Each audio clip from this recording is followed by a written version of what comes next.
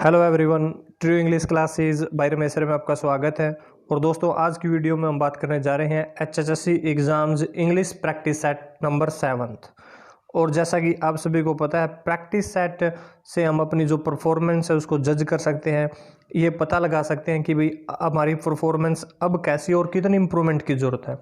और इसीलिए हमने जो प्रैक्टिस सेट है HSSC एग्ज़ाम्स के लिए शुरू किए हैं। HSSC एग्ज़ाम्स में चाहे हम हरियाणा पुलिस की बात करें, ग्राम सचिव की बात करें, पटवारी की बात करें, इन सभी एग्ज़ाम्स के लिए ये प्रैक्टिस सेट हेल्पफुल रहने वाले हैं। तो लीजिए शुरू करते हैं आज का प्रैक्टिस सेट नंबर 7। तो जो फर्स्ट क्वेश्चन है जो मैं आपके लिए लेकर आया हूं, choose the right spelling from the followings. और ऐसे क्वेश्चन मैंने इसमें सेट किए हैं। इसी प्रकार के जो क्वेश्चन है वो HSSC एग्जाम्स में पूछे जाते हैं।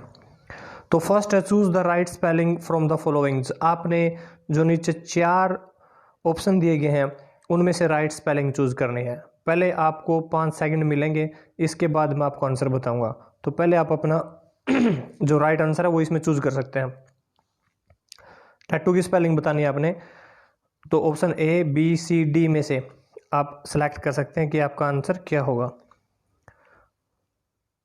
A सही है, B, C, D कौन सी राइट स्पेलिंग इसमें है, तो आप चूज कर सकते हो। जिसकी राइट स्पेलिंग है वो है A, TATTO। ये आपने याद रखना है, कई बार एग्जाम्स में ये पूछी गई है। वही स्पेलिंग्स में इसमें शामिल करता हूँ, जैसे वैक्यूम की स्पेलिंग लेकर आया था, सिगरेट की स्पेलिंग लेकर आया था, यानी वो स्पेलिंग में इसमें लेकर आता हूँ जो कि एग्जाम्स में बार बार पूछी जाती है। तो टैटू की स्पेलिंग आपने याद रखनी है, TATTO। अब आपके लिए है क्वेश्चन नंबर 2 और इसमें पूछा गया है a jail bird give the right meaning of this idiom. यानी इडियम है अ जेल बर्ड, इसका अपने राइट जो मीनिंग है वो बताना है। Option A, B, C, D इनमें से आपने सेलेक्ट करना है। जेल बर्ड फ्री मैन को बोलते हैं, ब्रेव मैन को बोलते हैं, वांट टू फ्लाई या अ डेंजरस क्रिमिनल। इन 4 में से आपने सेलेक्ट करना है। तो जेल बर्ड का जो राइट आंसर है वो है D, डेंजरस क्रिमिनल। अब देखो, ये जेल है, ठीक है। इस जेल में रहने जो जेल बर्ड का मतलब है जो बंदा हमेशा जेल में ही रहे, फिर छूट जाता है, फिर जेल में आ जाता है, ठीक है। तो जो बार जेल में आने वाला बंदा क्रिमिनल है तो उसको बोला जाएगा डेंजरस क्रिमिनल। जो जेल में ही रहे, फिर पुलिस छोड़ देती है, चलो भाई ठीक काम करेगा, फिर वो गलत काम करे, फिर जेल में उसको डाला जाए, जेल बर्ड उसको बोला जाता है डेंजरस क्रिमिनल को, ठीक है। तो अब बात करते हैं हम question number 3। Ram can not play dash piano. तो इसमें आपने बताना है क्या जीरो आर्टिकल का यूज होगा, द, एन, ए। कौन सा ऑप्शन इसमें सही रहेगा ये आपने सेलेक्ट करना है। इसके बाद मैं आपको राइट आंसर बताऊंगा। Ram can not play dash piano, तो इसका जो राइट आंसर है वो है द, ठीक है। क्यों है मैं आपको समझा देता हूँ। यहाँ नीचे देखें आप, कुछ वर्ड्स मैंने यहाँ लिखे हैं। पहला लिखा मैंने piano, tabla, guitar, violin, harmonium, यानी ये सारे वर्ड वो हैं, म्यूजिक इंस्ट्रूमेंट है, ये सारे म्यूजिक इंस्ट्रूमेंट है सारे, ठीक है। जितने भी म्यूजिक इंस्ट्रूमेंट हैं उन सभी के साथ में किसका यूज होगा, द। ये आपने ध्यान रखना है, जितने भी म्यूजिक इंस्ट्रूमेंट है याद रखना है आपने, सभी के साथ में किसका यूज होगा, द।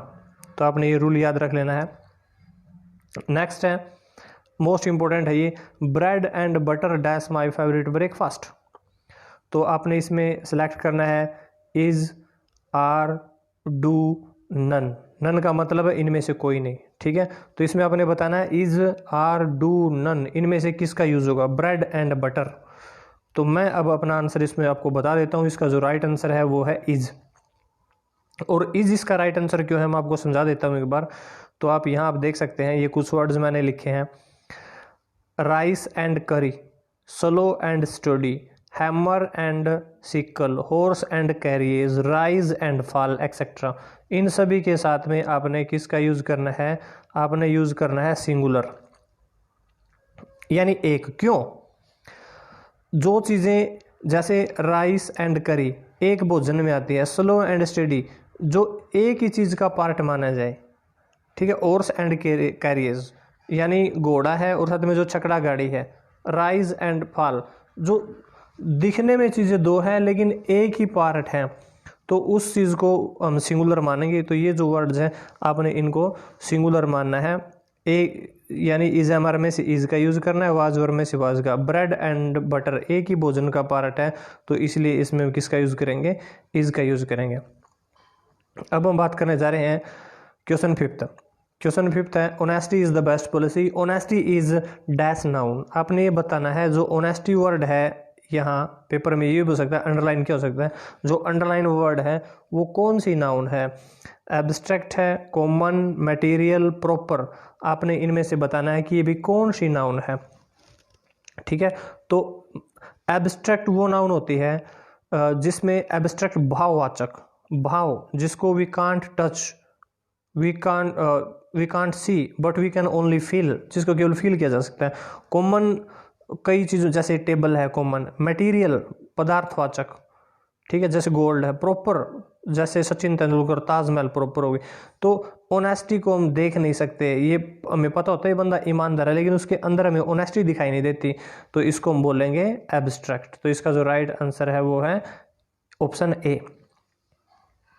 अब हम बात करने जा रहे हैं question number 6। He dash not go yet.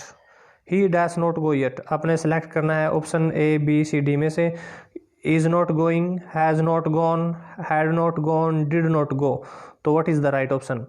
तो अब मैं इसमें आपको बता देता हूँ, इसका जो राइट ऑप्शन है वो है बी। इसमें जो राइट आंसर है option B, has not gone. क्यों, अब मैं आपको बता देता हूँ कि ऑप्शन क्यों है। यहाँ मैंने कुछ वर्ड्स लिखे हैं, आप देख सकते हैं। Yet, so far, just, recently, already, once, twice, thrice.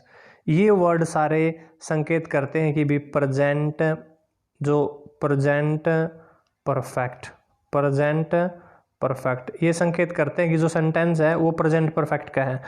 ये वर्ड आपको कहीं भी मिले और उसमें हम यूज़ करते हैं हैज़ और थर्ड फॉर्म, हैव और थर्ड फॉर्म का यूज़ करते हैं। ठीक है, सिंगुलर के साथ में हैज़ का यूज़ किया जाता है और प्लूरल के साथ में हैव का यूज़ किया जाता है। ये वर्ड ये आपने याद रखने हैं। Yet, so far, just, recently, already, once, twice, thrice. और फिर आपने देखना है यदि जैसे दे है, मैं आपको समझा देता हूँ एक बार। यहाँ जैसे दे है, दे डैश, ठीक है, और यहाँ है इसमें ब्रैकेट में है गो, ठीक है, और इनमें से कोई वर्ड है, मान लिया सो फार है, ठीक है, तो आपने दे के साथ में किसका यूज़ करना है, have. They have gone, they have gone. कहने का अर्थ ये है, ये वर्ड आपको कहीं भी दिखाई दे, हैज़ हैव प्लस थर्ड का यूज़ करना है। एक व्यक्ति की बात है तो हैज़, ज़्यादा की बात है तो हैव आपने लेकर आना है। ये वर्ड्स आपने रट लेने हैं। अब हम बात करते हैं question number 7। Aditi made a doll. Doll is dash verb. आपने ये बताना भी कौन सी वर्ब है डॉल। ट्रांजिटिव है, इंट्रांजिटिव है, फर्स्ट फॉर्म है या नन। ठीक है, ट्रांजिटिव का मतलब होता है सहकर्मक, इंट्रांजिटिव का मतलब होता है कर्मक। तो आपने बताना है इनमें से कौन सा ऑप्शन हो सकता है, ए बी सी डी में से। ठीक है, तो मैं आपको समझा देता हूँ इसमें। इसका जो राइट ऑप्शन है वो है ए, क्योंकि ट्रांजिटिव को बोलते हैं सहकर्मक, सहकर्मक, ठीक है, और इंट्रांजिटिव को बोलते हैं अकर्मक। सहकर्मक का मतलब है जिसमें कर्म की जरूरत हो, इसमें कर्म की जरूरत है, डॉल आई है। अकर्मक जिसमें कर्म की जरूरत ना हो, जैसे ही डाइड, मर गया, कर्म की जरूरत ही नहीं है, ऑब्जेक्ट की जरूरत नहीं है, तो डाइड उसमें इंट्रांजिटिव है। इसमें जरूरत है डॉल की, ठीक है, उसने क्या बनाई, क्या बनाई, डॉल, तो कर्म की जरूरत है, तो इसको बोलेंगे सहकर्मक यानी ट्रांजिटिव बोलेंगे। इसका ऑप्शन है ए, ये आपने देख लेना है।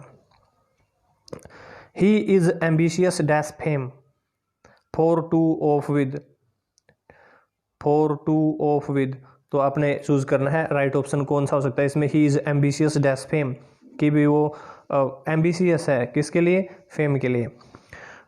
तो आप अपना इसमें ऑप्शन सेलेक्ट कर सकते हैं। तो मैं आपको इसमें बता देता हूँ। अब इसका जो ऑप्शन है वो है सी, इसमें ऑफ का यूज होगा। क्यों यूज होगा ये मैं आपको बता देता हूँ। यहाँ ये देखें आप, fond of, full of, sort of, get rid of, aware of, proud of, take care of, accused of, worth of, ambitious of, ये सारे वर्ड्स आपने याद रख लेने हैं। इनके साथ में यूज होता है ऑफ, रट लेने हैं इनको। इन सभी के साथ में प्रेपोजिशन ऑफ का यूज होगा। फॉन्ड ऑफ शौकीन होना, फुल ऑफ कोई चीज़ भरी होना, सोर्ट ऑफ कमी होना, गेट रिड ऑफ छुटकारा पाना, अवेयर ऑफ सचेत होना, प्राउड ऑफ गर्व होना, टेक केयर ऑफ देखभाल करना किसी चीज़ की, अक्यूज ऑफ दोषी होना, वर्थ ऑफ कीमत होना, एम्बिशियस महत्वाकांक्षी होना किसी चीज़ के लिए। ठीक है, तो ये आपने याद रख लेने हैं। इन सारे वर्ड्स के साथ में किसका यूज होगा? ऑफ का यूज होगा। तो अब नेक्स्ट वर्ड्स की हम बात करने जा रहे हैं, नेक्स्ट सेंटेंस की। मेडिसन दैट इंड्यूसेस स्लीप, वो दवाई जो नींद लेकर आए। ठीक है, नारकोटिक, पोलीगोट, फिलोमैथ या थियोगेमी, इनमें से आपने राइट ऑप्शन चूज कर लेना है। नारकोटिक, पोलीगोट, फिलोमैथ और थियोगेमी में से जो इसका राइट आंसर है मैं आपको बता देता हूँ। पहले मैं बता देता हूँ, पोलीगोट होता है जो कई भाषाओं को जानने वाला है, फ्लुएंटली स्पीक कर सके, a person who can speak fluently many languages, उसको बोलते हैं पोलीगोट। फिलोमैथ, फिलो होता है प्रेमी, फिलोमैथ का मतलब होता है लर्निंग से प्रेम करने वाला, अ लवर ऑफ लर्निंग, पढ़ाई से प्रेम करना। थियोगेमी होता है गॉड मैरिज, यानी गॉड मैरिज। ठीक है, तो इसका जो इंड्यूसिस स्लीप का मतलब है नारकोटिक, जो निंद्रा लेकर आए उस दवाई को बोलते हैं नारकोटिक। अब आपके सामने क्वेश्चन है, he has issued a dash of rupees. आप देख सकते चेक, रुपीज का जो चेक है उसकी बात है। ठीक है, तो इसमें कौन सा सकता है? Check, check, both A and B या नन ऑफ दिस, इनमें से कौन सा राइट ऑप्शन हो सकता है? आपने चूज करना है। तो मैं आपको बता देता हूँ, जो रुपीज़ की बात है वो इसका मतलब है ये चेक है, जो मनी से रिलेटेड चेक है वो है CHQUE, और इस चेक का मतलब है जांच करना।